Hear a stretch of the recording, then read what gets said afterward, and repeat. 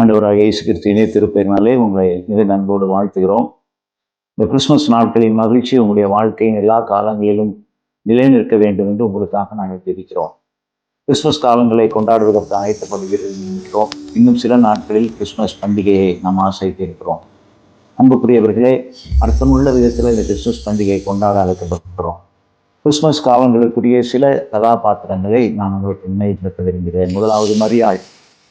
அவர்கள் ஆண்டவருடைய சித்தத்தை கேட்டவுடனே அது எப்படி என்கிற கேள்வியை எழுப்பினார்கள்.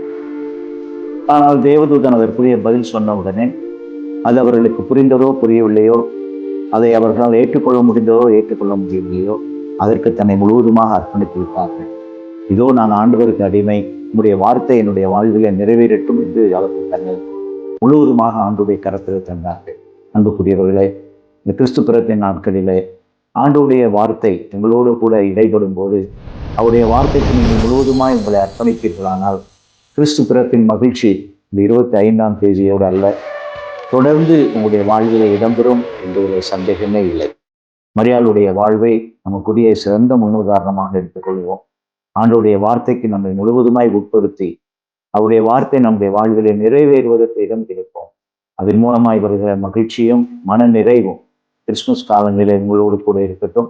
கிறிஸ்து பிறப்பின் வாழ்த்துக்களை உங்கள் அனைவருக்கும் மகிழ்ச்சியோடு பகிர்ந்து கொள்வதிலே நாங்கள் பெருமை கொள்கிறோம். ஆண்டவர் தாமே உங்களோடு இருந்து இந்த கிறிஸ்துமஸ் காலங்களிலும் வர இருக்கிற புதிய ஆண்டிலும் உங்களை கரம் பிடித்து வழி நடத்துவாராக.